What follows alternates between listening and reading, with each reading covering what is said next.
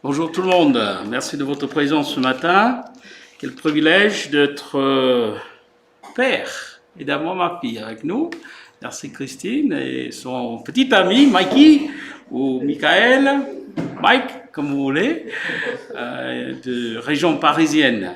Alors il trouve que c'est un peu plus chaud ici dans le sud et voilà, merci de votre présence. Pas pour Marie-Jo, c'est pas assez. Non, hier on était à Paris. Ah ouais? Ah, il faisait chaud. Mais en général, je pense que le sud, c'est plus chaud qu'à Paris. Et bon, à chacun de vous, c'est bien de voir Clément et Florian. Voilà. Merci d'être avec nous. Content de jouer à voir Jean-Paul aussi. Ça fait un petit bail. Hein? Bien entendu, Fabrice, il y a les élections. Pendant 3 dimanches, il ne peut pas être avec nous. Alors, pensons aussi à nos frères et sœurs qui ne peuvent pas être là. Est-ce que j'ai le bip? Bon, voilà, ça c'est l'écran noir. Ok. Bon, j'espère qu'on est bien. Alors, fête des pères. Hein? Il y a quelques semaines, nous avons fêté les mamans. Et quand même, j'ai vraiment à cœur de souligner, je pense, ce rôle de père aussi bien que de mère. Pourquoi? Parce que je crois que notre famille, la structure familiale est vraiment sous l'attaque actuellement. Hein?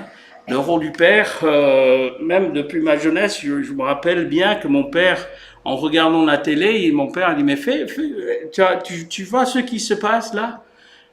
Le père ou le curé ou l'homme, en général, c'est un voyou, c'est quelqu'un qui n'était pas bien, s'il était sourd, il était bête, Et après, à travers le temps, j'ai constaté que on a, même depuis ma jeunesse, qui commence à s'éloigner un peu, on était un peu stéréotypé de dénigrer, d'attaquer l'autorité, même les guignols et tout cela. Bon, peut-être ça peut être rigolo, mais quand même d'attaquer le président, d'avoir ses guignols, d'attaquer cette autorité. Et quand même, c'est une autorité que Dieu a mis en place. Honore, comme disait bien Yves ce matin, honore ton père et ta mère. Alors, il y avait une histoire d'un monsieur qui est un jeune qui était devant un juge un jour, et puis le juge, il avait plusieurs cas, il a commencé à lire, et après il lit le prénom, et puis après le nom de famille. Avant de le dire, il a regardé le jeune, et le jeune dit, bon, parce qu'en fin de compte, il a constaté que son père était un grand monsieur, un grand avocat, et que tout le monde connaissait bien, et tout cela. Et après, il était surpris de voir qu'il y a un homme qui est censé d'être pour la justice, et puis il y a son fils qui était mis en tribunal pour quelque chose qu'il a fait. Bon, ça a vraiment perturbé le juge, et puis après, avant de commencer, il a dit petit jeune, il a dit, mais est-ce que tu peux nous raconter les premiers souvenirs de ton père? Et après, il était très étonné.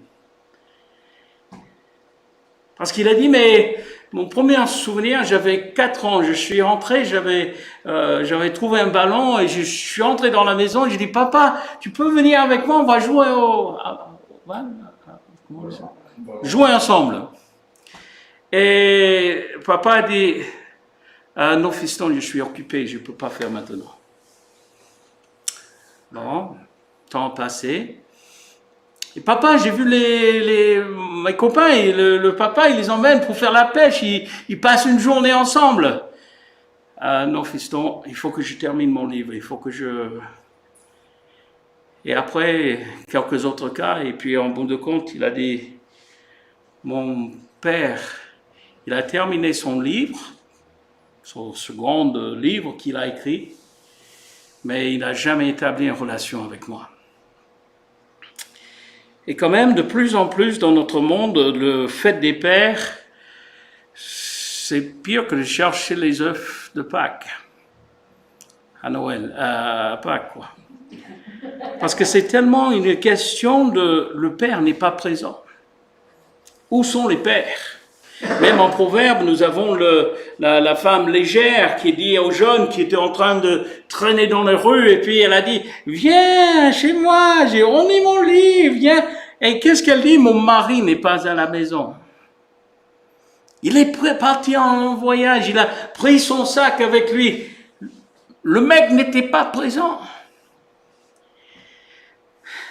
Ceci dit, c'est que quand même, nous connaissons nous-mêmes, avec nos échecs et nos difficultés et nos caractères, je ne sais pas comment on veut le dire, on n'a pas porté une grande valeur, peut-être, à ce rôle. Mais Dieu y met les hommes pieux en valeur. Et là, j'aimerais vous parler ce matin le profil. Le profil d'un homme qui plaît à Dieu. Voilà, déjà dans cette image, nous voyons quelqu'un, bon, on dirait c'est un travailleur, il a son sac, et après il a sa Bible. C'est un homme pieux, un homme qui cherche la face de Dieu. Psaume chapitre 37, le verset 23 dit « Par l'Éternel, les pas de l'homme sont affermis, et il prend plaisir à sa voix. » Seigneur, nous te demandons ce matin de nous aider à être les hommes, être les femmes intègres dans ce monde qui va de plus en plus vers la perdition. Merci pour les exemples de ces 3 personnes que nous allons étudier ce matin et de voir ce profil que ta parole nous donne. Et je prie particulièrement pour nous les hommes, que tu fais de nous les hommes faits, les hommes matures, les hommes qui plaisent à toi, que tu es glorifié par notre vie. Je prie pour mes frères qui sont sous l'attaque, peut-être dans leur famille où ils sont les seuls croyants et puis ils sont souvent dévalorisés ou même leur foi était méprisée. Seigneur, je prie que tu les encourages, que tu les fortifies, que tu nous aides, Seigneur, d'être ce que tu attends de nous. Dans cette époque, c'est vrai que c'est pas une jolie époque, c'est pas une époque où le monde est tiré vers la sainteté. Garde-nous, Seigneur, fidèles à toi, au nom de Jésus. Amen. Alors, j'aimerais qu'on lise un passage ensemble en Ézéchiel chapitre 14. Tu peux... Non, d'accord. Gérard, comme tu es bien placé, est-ce que tu peux nous lire le passage, s'il te plaît? Attends, 2 secondes. Je reviens en arrière. Quels sont, peut-être vous avez déjà vu, peut-être j'ai gâché le truc.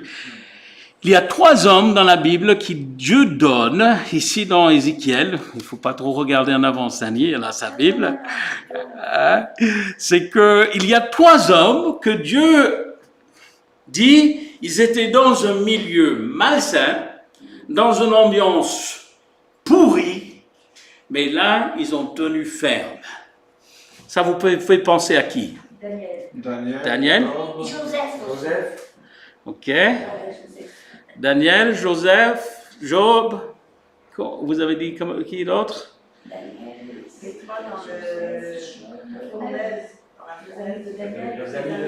Ah, Shadrach, Meshach et Abednego. D'accord. Ok. Jésus, bon, c'est le modèle, hein. Mais quand même, il dit, il y a ces 3 hommes-là. Bon, des gens qu'on peut parler de Moïse, on peut parler. Mais il dit, il y a ces 3 hommes. Vous avez déjà cité 2 de ces hommes. Daniel, Job, et le 3e, c'est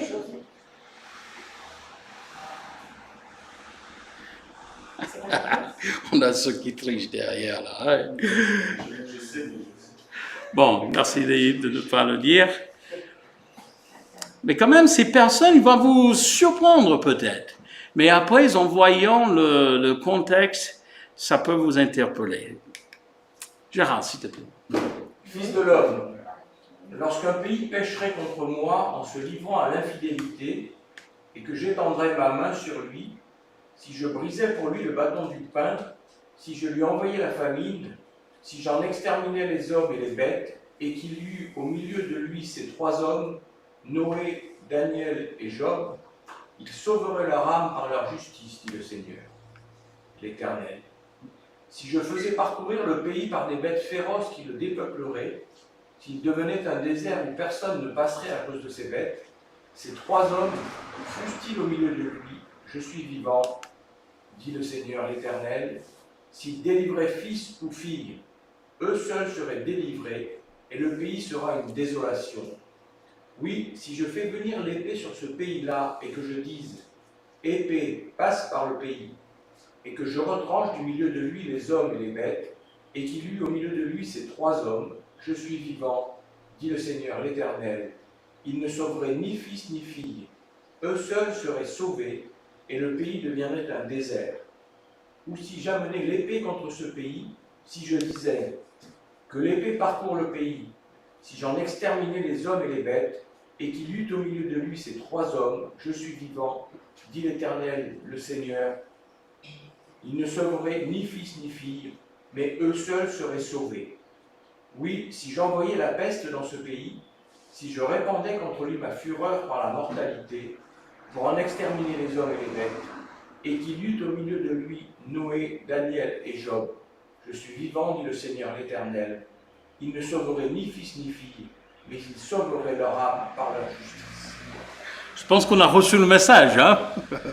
Bon, c'est souvent, bonne pédagogie, c'est comment on dit ça, c'est la répétition. Hein? Il a parlé, ces trois hommes, hein? Ces trois hommes-là, ces trois hommes, bon, bien entendu, il a parlé d'un pays qui s'éloigne de Dieu. Bon, bien entendu, et aussi à l'époque d'Ézéchiel, quand il a écrit ceci, il y avait déjà les 10 tribus du Nord qui sont partis en captivité, il y a déjà à peu près une centaine d'années.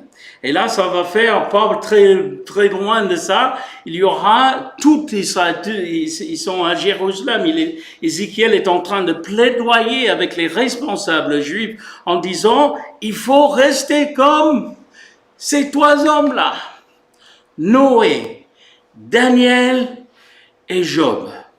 Quand même, c'est un assemblage des personnes qui sont vraiment d'une époque bien séparées des uns des autres, avec les circonstances tout à fait différentes, mais quand même les similarités. C'est-à-dire qu'il y avait quand même certaines choses qui s'est passées dans l'époque de Daniel, qui s'est passées en même époque de Job, aussi bien que dans la même époque de Noé.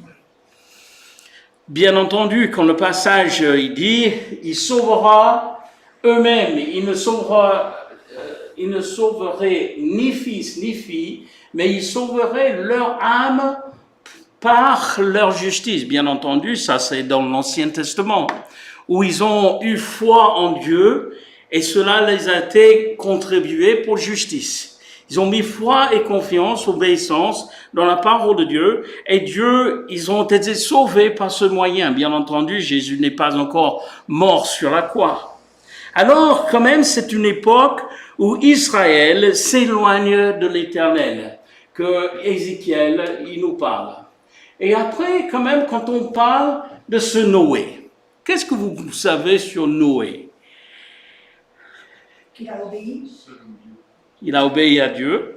Okay. Seul juste. Seul juste.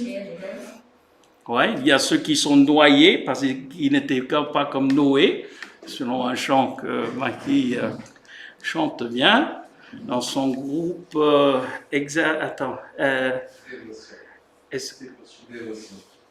Voilà. Alors, il dit en Genèse chapitre 6, de 5 à 8, l'Éternel vit que la méchanceté des hommes était grande sur la terre et que toutes les pensées de leur cœur se portaient chaque jour uniquement vers le... C'est pas comme nous aujourd'hui, hein. Et justement, pour nous, on dit, mais quand même, on vit dans une... lui, il vivait dans une mauvaise époque, mais là, on va vraiment dans cette époque-là, ou le pencher des cœurs des gens, ça va pas vers ce qui est saint. L'Éternel se repentit d'avoir fait l'homme sur la terre.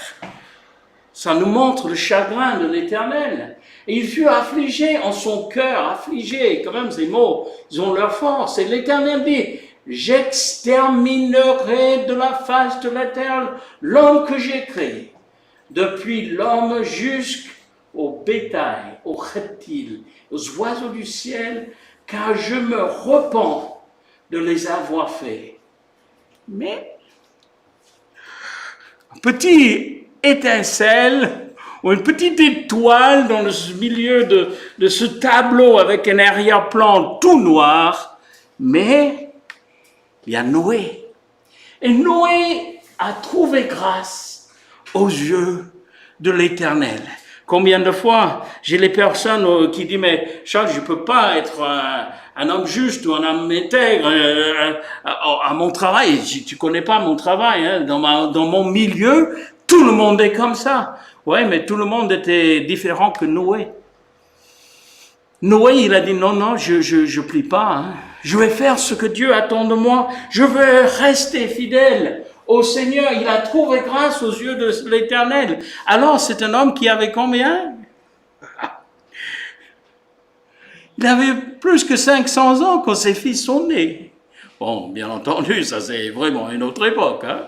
Il a vécu jusqu'à 900, 950, un truc comme ça. Mais il a trouvé grâce aux yeux de l'Éternel. Yves, s'il te plaît. Merci. Alors le verset 13 et 14, alors Dieu dit à Noé, la fin de toute chair est arrivée. Arrêtez, parle vers moi, car ils sont remplis la terre de violence.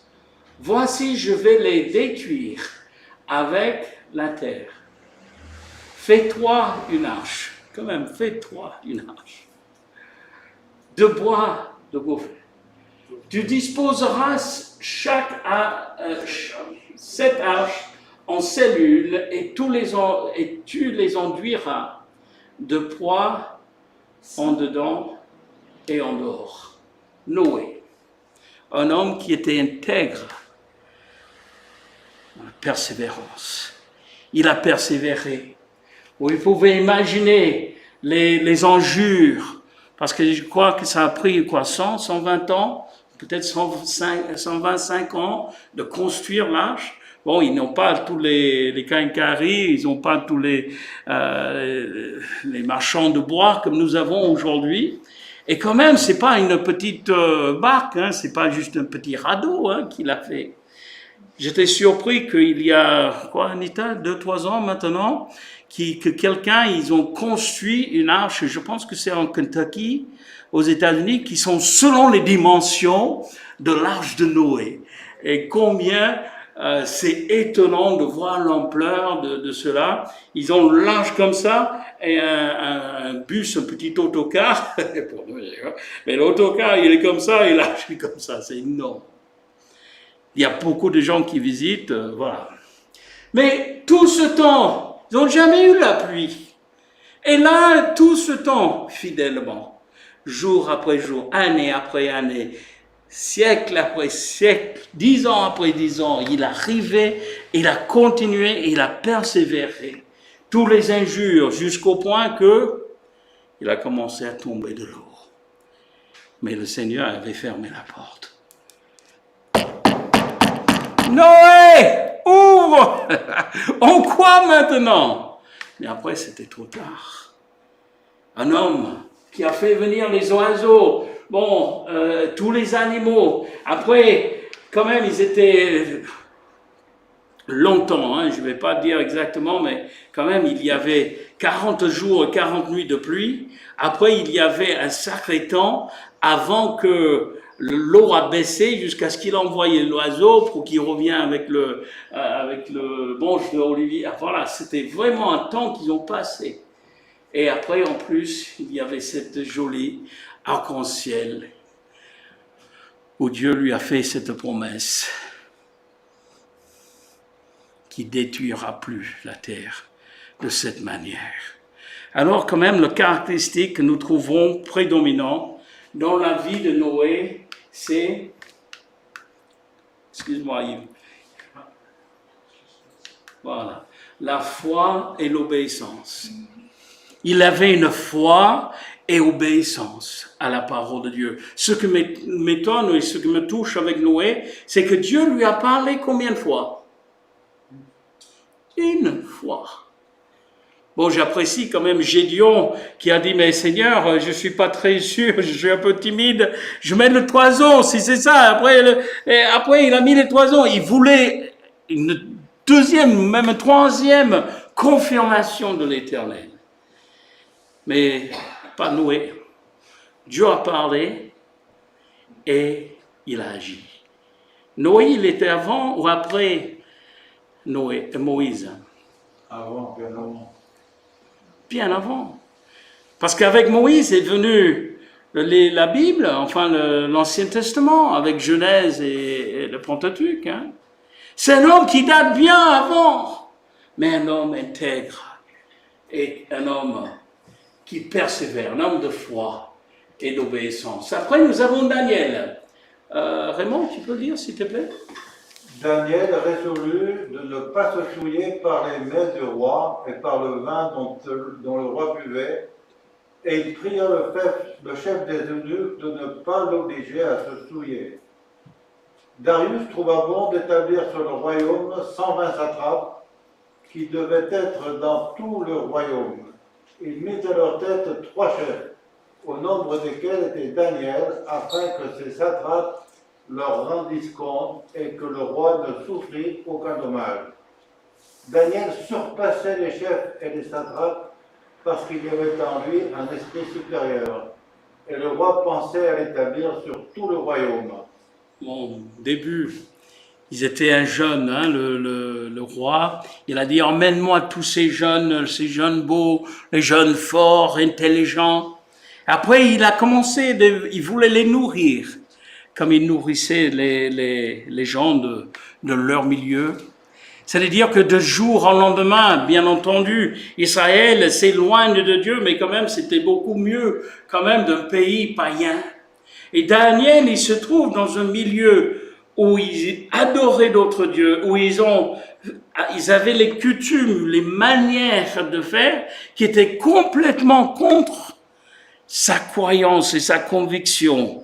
Et quand même, ceci dit, une petite parenthèse, nous devons tirer notre chapeau aux parents de Daniel, qu'il avait éduqué de cette façon-là, de craigner l'Éternel. Le nom de Daniel signifie Don de l'Éternel. l'Éternel est mon juge. Ah oui. Un homme qui, même pas son nom, il dit, c'est Éternel qui jugera à la fin. C'est Dieu qui voit, c'est Dieu qui est. Et toute la vie de Daniel, bon, il a prophétisé, il y avait le roi qui avait cette rêve, et puis il a dit, l'Éternel, c'est pas moi qui donne, c'est l'Éternel qui te dit au roi ce qu'il faut faire. Après Daniel, ils ont cherché le moyen de l'embêter ou de le faire tuer. Et quel est le seul moyen qu'ils ont trouvé contre Daniel? Il ne voulait pas s'incliner devant. Pardon? Il ne voulait pas se prosterner. Oui. Il priait. C'est sa prière, voilà. C'est-à-dire que là, Shadrach, Meshach et Abednego, ils ont dit, nous n'allons pas plier le genou devant ceux, parce que là, il a donné l'image de cette image de Nebuchadnezzar. Hein, et ces trois, ils n'ont pas dit, ils ont dit, on va pas plier le genou. Hein, ils ont chauffé la fournaise, il a jeté dedans, il a dit, mais il n'y a pas 3 qu'on a mis dedans. Mais il y a un 4e. Et c'est Jésus, Dieu, qui était là avec lui. Mais Daniel, il cherchait toujours le moyen de le saccager, de l'embêter, de le faire tuer. Parce que là, il a pris du valeur aux yeux du roi. Alors, ils ont dit, mais le seul moyen, c'est par rapport à son relation avec Dieu.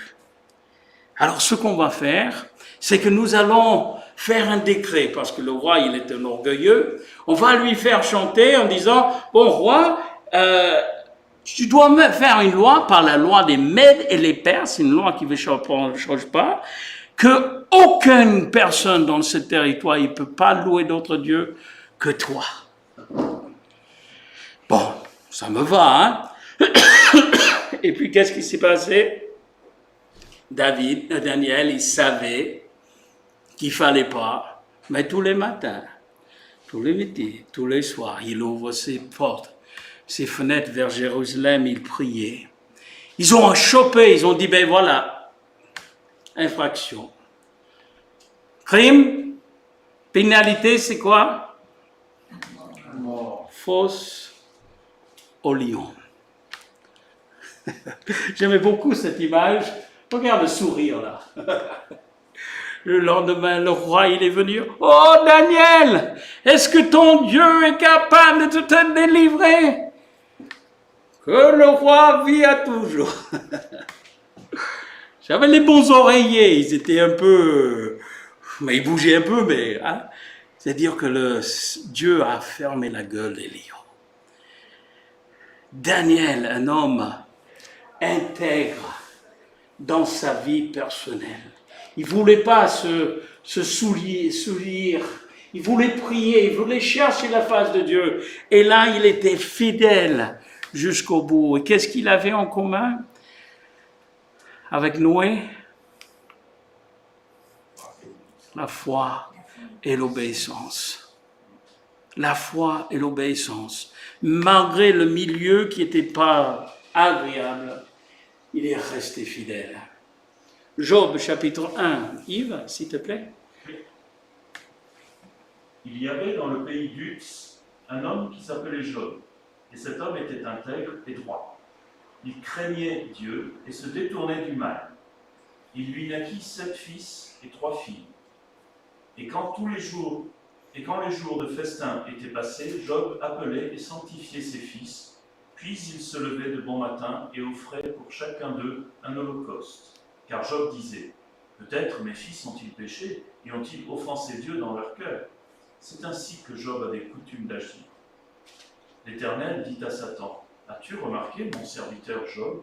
Il n'y a personne comme lui sur la terre. C'est un homme intègre et droit, craignant Dieu et se détournant du mal.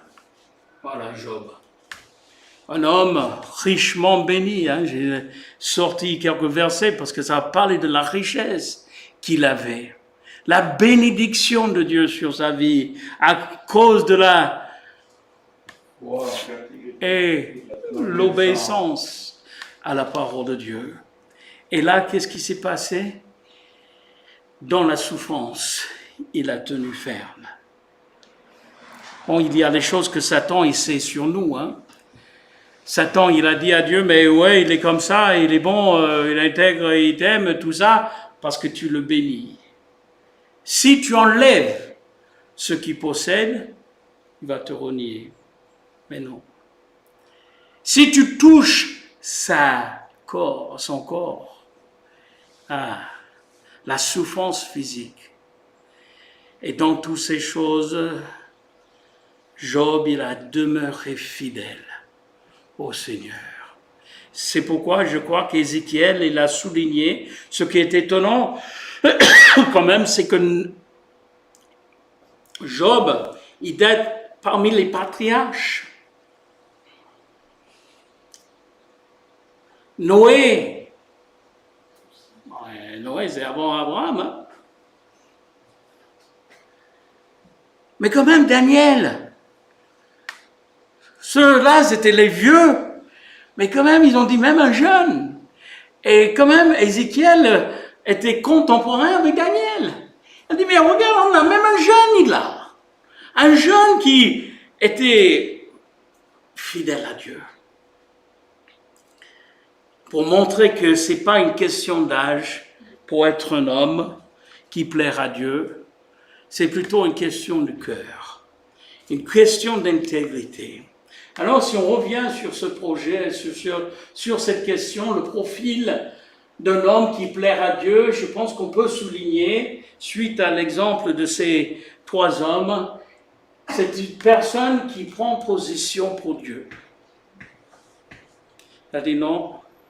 Bon, on aurait pu dire Josué, qui a dit choisissez le Dieu que vous allez servir, soit ceux à l'autre côté du Jourdain, mais pour moi et ma maison, nous servirons l'Éternel.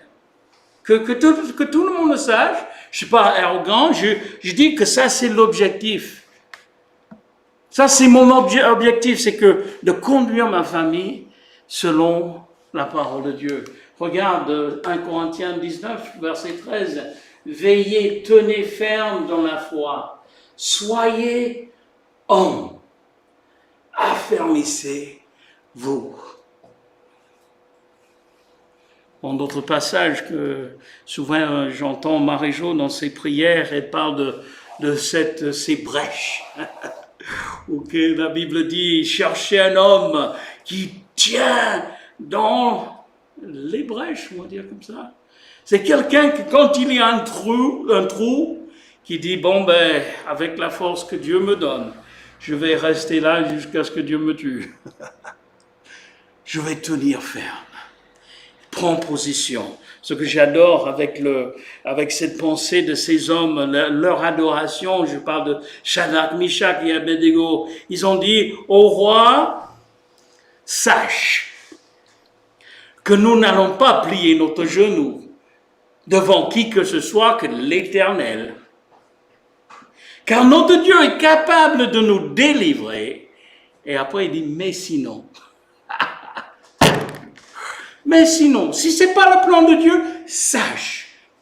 Si ce n'est pas son plan, bon, sache que nous allons servir le Seigneur. Ils ont pris une position pour le Seigneur. Deuxième, ils dénoncent le péché.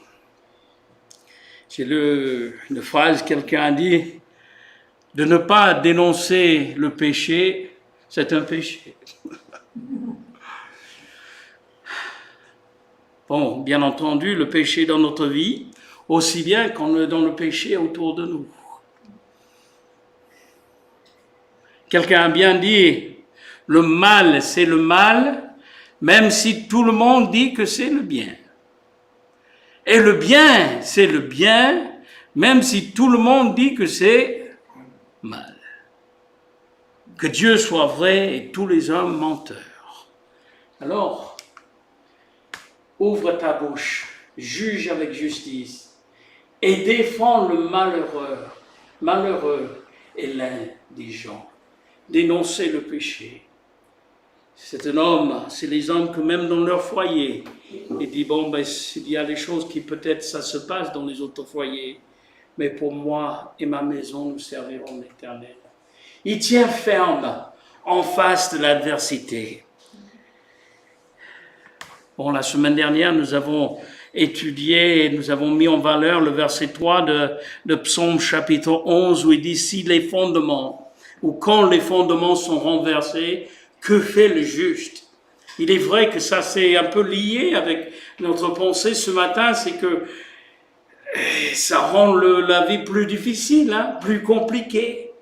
Mais ça ne peut pas changer notre conviction. Nous devons tenir ferme. Jeudi soir, nous avons étudié en Éphésiens chapitre 6. Tenez donc ferme. Restez ferme. Soyez fermes, inébranlables, travaillant de mieux en mieux à l'œuvre du Seigneur, sachant que votre travail ne sera pas vain dans le Seigneur. J'aimerais bien aussi encourager nos sœurs. Tenez ferme. Combien d'éducation était fait par les mamans. C'est vrai que l'homme, son rôle, c'est de pouvoir aux besoins et de protéger la famille. C'est les deux rôles que Dieu lui a donnés dans le jardin de Éden. Et même quelqu'un, c'est la première fois que j'ai vu ça, mais je pense que ça a du mérite. Il a dit, mais peut-être si Adam, il a fait son nécessaire, Satan n'aurait pas pu venir vers Ève. Bon, je ne sais pas. C'est-à-dire que le rôle de l'homme, c'est différent que le rôle de la femme. Ils ont deux mondes on vient il faut comprendre les femmes. Il y a quelqu'un qui a écrit un livre, c'est un livre assez épais, hein. Il a dit tout ce que je comprends sur les femmes. On ouvre les pages, il n'y avait rien écrit. Bon, c'est vrai que les femmes voient les choses différentes que les hommes. On n'a jamais vu un revue pour les hommes. Enfin, un revue pour les femmes, c'est comment avoir l'intimité avec... Mais jamais un revue pour les hommes, c'est comment on dit ça, comment faire la chasse ou comment réussir un projet. On a deux mondes différents. Est-ce que Dieu a mal fait de créer le couple? Ben non. C'est-à-dire que l'homme, il doit appuyer sur sa femme aussi bien que la femme sur son mari. C'est pas une question, je comprends rien, bon. Non, c'est Dieu qui nous dit, même en 1 Pierre, chapitre 4, je crois, il dit que comprendre ou chercher à comprendre, vivre avec ta femme, avec intelligence, essayer de comprendre, de pouvoir vivre ensemble. Ensuite, c'est les hommes humbles. L'humilité. Quelqu'un a bien dit que l'humilité, c'est pas de penser de moins de toi, mais c'est plutôt de penser plus de l'autre et de Dieu. Celui qui pense toujours à lui, c'est l'orgueil. Mais celui qui pense aux autres, bon, Jésus est notre exemple, regarde, 1 Pierre chapitre 5, il dit de même, vous qui êtes jeunes, bon, on est jeunes, hein? On est plus jeunes aujourd'hui que demain, hein? Soyez soumis aux anciens. Et tous, dans vos rapports mutuels, revêtez-vous d'humilité. Dis-le avec moi, car Dieu résiste aux orgueilleux, mais il fait grâce aux humbles. Humiliez-vous donc sous la puissante main de Dieu, afin qu'il vous élève au temps convenable. Et là, des fois, on dissocie, on saute souvent sur le verset 7, mais il est lié. Et déchargez-vous sur lui de tous vos soucis, car lui-même prend soin de vous. J'aimerais vous encourager ce matin, les messieurs, déchargez toutes vos faiblesses. C'est vrai que nous ne voulons pas parler de nos faiblesses, nous ne voulons pas entrer, même avec nos épouses, je suis le premier coupable. On croit que c'est tellement évident, et puis, bon... Mais en fin de compte, de chercher, de charger nos manquements et nos soucis sur le Seigneur et d'être l'homme humble devant le Seigneur. Et après le dernier point, il utilise ses dons pour la gloire de Dieu. Imagine Noé. Bon, s'il y avait un Syrie comme on a maintenant, il aurait pu dire, bon, ben, ça c'est pas mal, on peut faire ça, hein. Mais quand même, il a besoin de... Hein? Salomon pour construire le temple. Daniel, naviguer entre toutes ces personnes qui cherchent dans un pays, qui gardent le cap sur le Seigneur. Oh, garde-moi, Seigneur, fidèle à toi. Job avec ses 3 amis. Si on a des amis comme ça, on n'a pas besoin d'ennemis. Hein? Ah, tu restes intègre dans... Il a dit, je n'ai rien fait. C'est l'épreuve que Dieu a permis dans ma vie.